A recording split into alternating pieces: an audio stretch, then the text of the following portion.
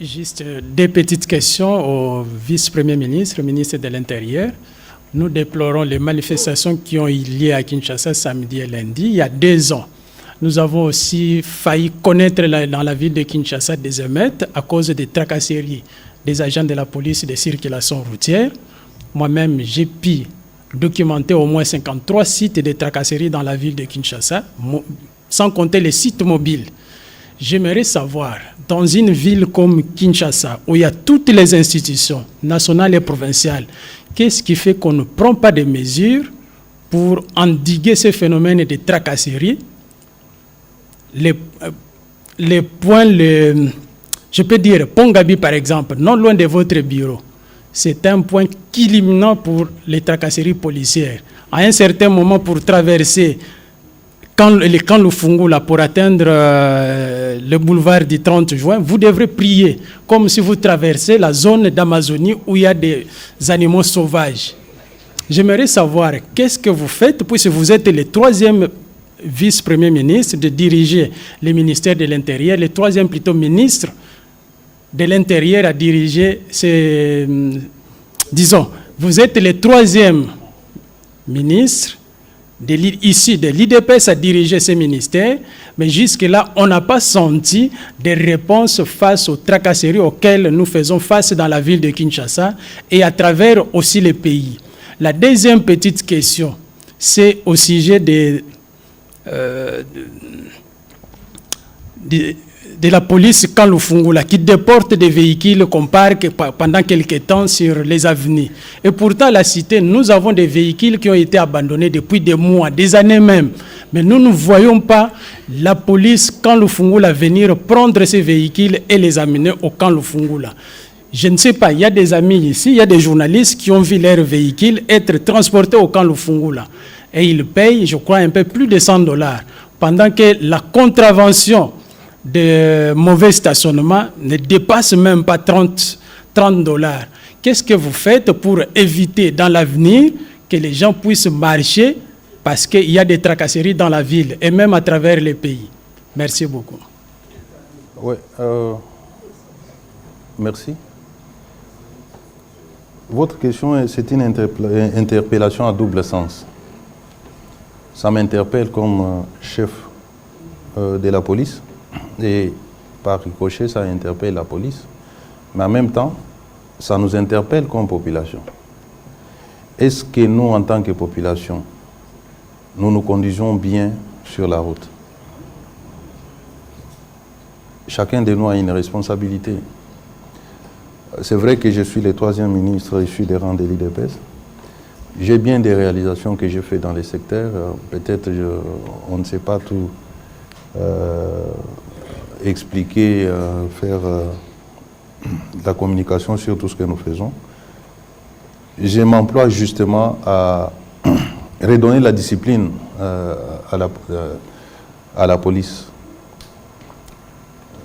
Comme l'a dit mon collègue, nous sommes en train de tout refaire. Refaire notre armée, qui a atteint aujourd'hui une vitesse de croisière. Il nous faut aussi refaire cette police qui est vieillissante, qui a beaucoup de lacunes, ça je dois les reconnaître. Et nous avons lancé une campagne de recrutement de 13 000 policiers. Et nous avons aussi engagé la mise à niveau des éléments de la police qui sont déjà en service.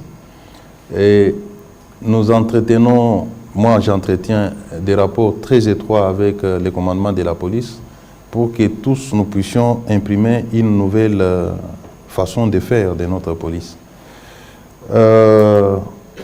Nous sommes en train de nous attaquer à tout ce que vous êtes en train de déplorer, mais, j'insiste, sans un comportement exemplaire de chaque citoyen, puisque ces policiers-là sont issus de nous, ils sont issus de nos familles.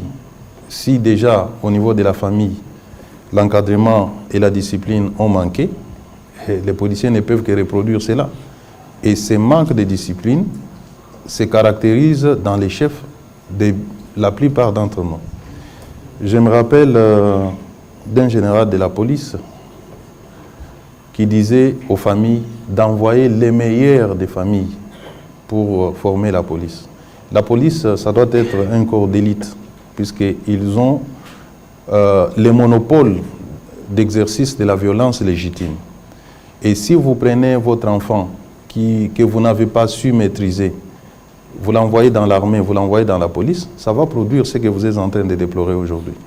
Et nous, en tant que responsables, notre travail aujourd'hui, c'est justement de redresser pour juguler tout ce que vous êtes en train de déplorer. Voilà. La deuxième question. Oui. La deuxième question, elle portait sur quoi? Les véhicules. Déportation des véhicules par la police quand le Fungula. Mais est-ce Oui, que c'est mais- le ministre de l'Intérieur qui doit répondre? Non, non, non.